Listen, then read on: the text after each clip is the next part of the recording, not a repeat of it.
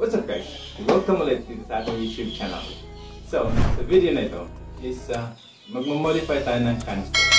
Since medyo malakas yung tunog niya, yung stock na canister niya, kahit minodify na natin ng konti. So, maiksi siya. Kaya medyo malakas pa rin. So, magdi-DIY tayo. Kaya kung bago ka pa lang dito sa ating YouTube channel, please do subscribe, like, share, and hit that notification bell button para mag-subscribe sa mga bago pa natin videos na i-upload.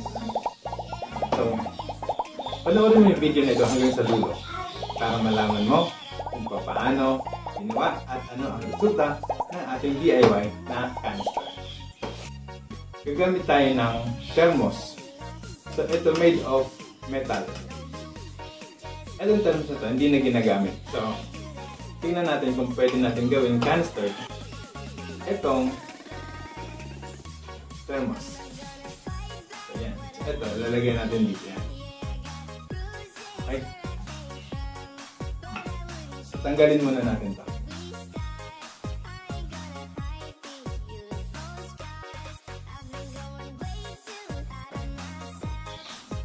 So, tinanggal ko muna yung fairings niya sa gilid para walang sagabal sa pag tanggal natin ang tornilyo. Actually, minodify ko na ito ng konti. Pero hindi pa rin ako ganun ka-satisfied dun sa tahimik ng tunog na hinahanap ko.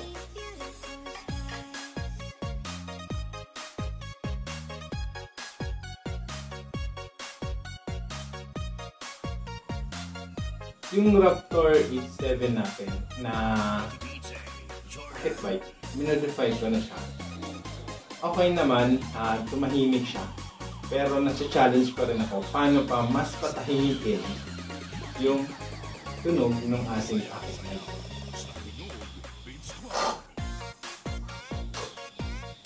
Ayan guys, natanggal na natin. So, ito yung ginawa kong modification. Naglagay ako ng steel wall dito.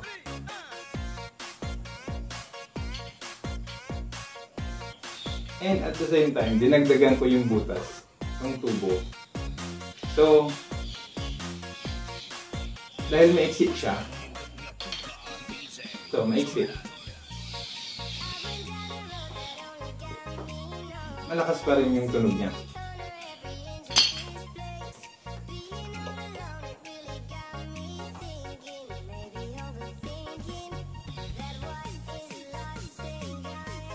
Bago natin matanggal to, kailangan natin luwagan yung nandito o tanggalin natin yung tornilyo dito sa makina.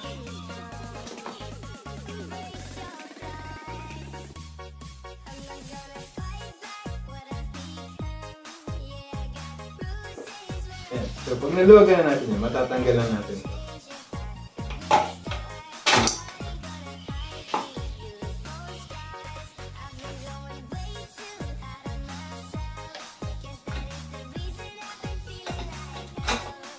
So, ito, nakasuksok lang to dito sa tubo nito.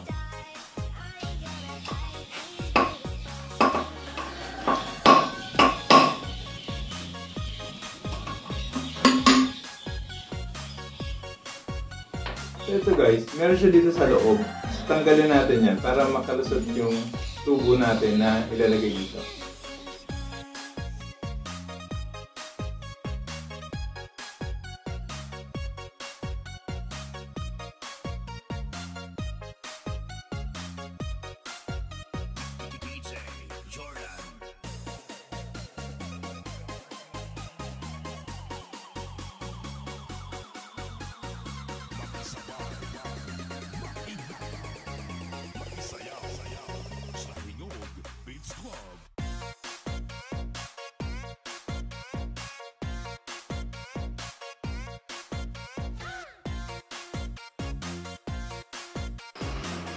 Ito na yun guys. So, yung tinanggal natin dito sa ilalim nito, yun, binutasan ko sa gitna. Tsaka sa gilid para sa tornilyo niya dito. Yan. Tapos, linagyan ko siya ng goma. So, para walang singaw. So, ito, gumamit ako nito. So, nasubukan ko naman na to. Ano siya, hindi siya yung nalulusaw.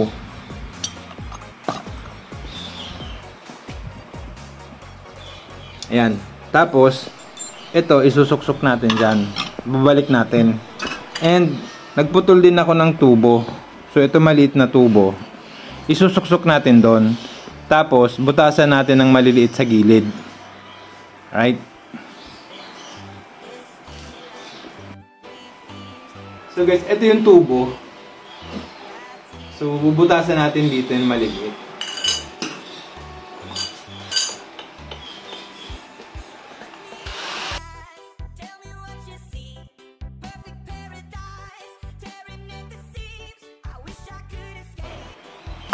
So, itong part na to, ito yung nakasuksok doon sa loob ng ating pinaka-pipe, yung tubo.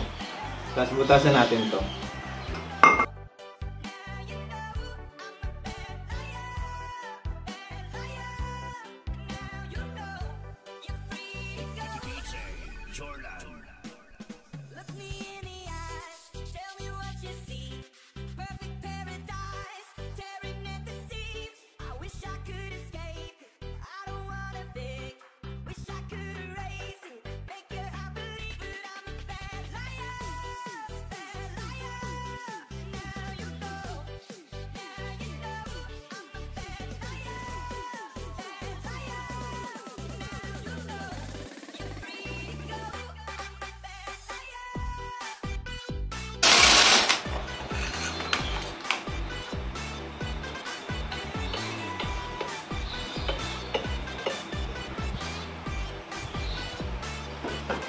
So, ayan na guys.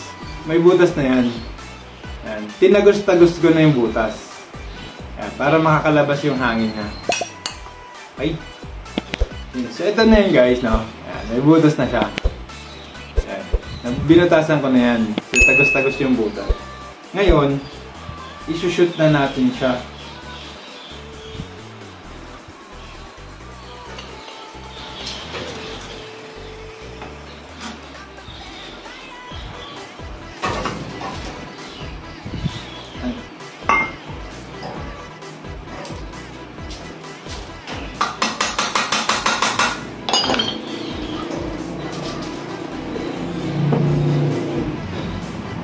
Tapos, isushoot na rin natin to.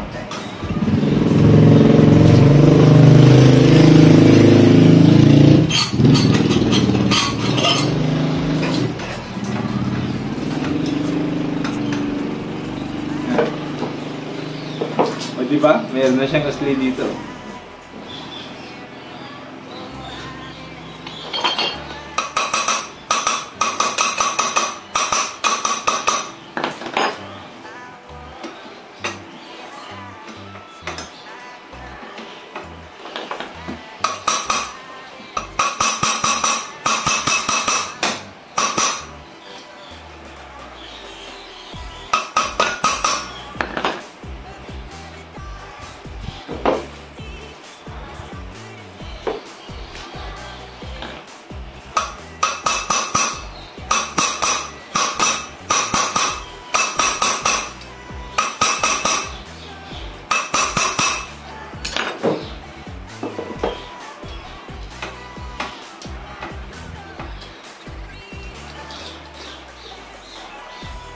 So, ayan guys. Ayan siya.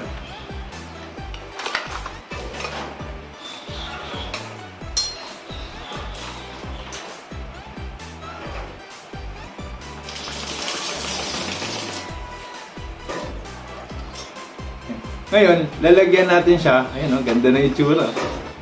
Lalagyan natin siya ng steel wool sa loob. Susukan natin siya ng steel wool.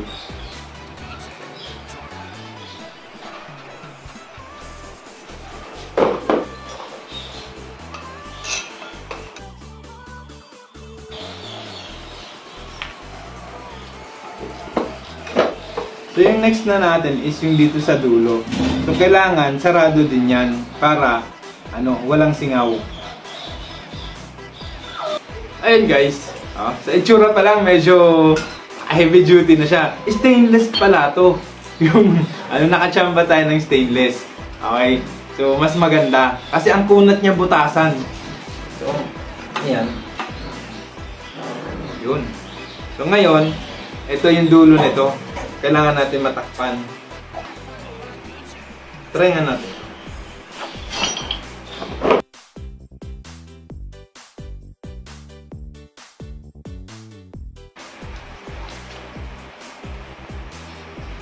Yun.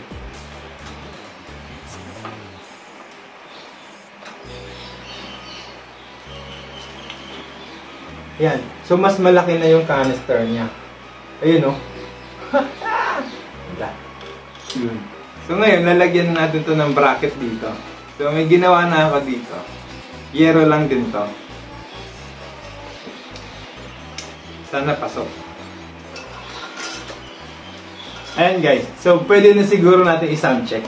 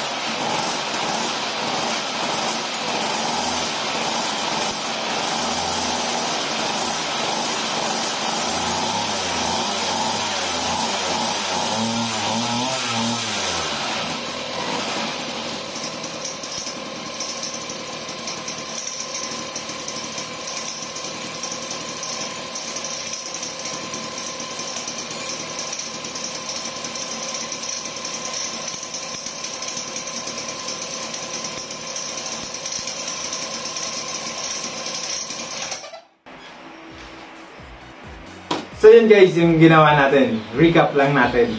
So gumamit tayo ng thermos. Ito.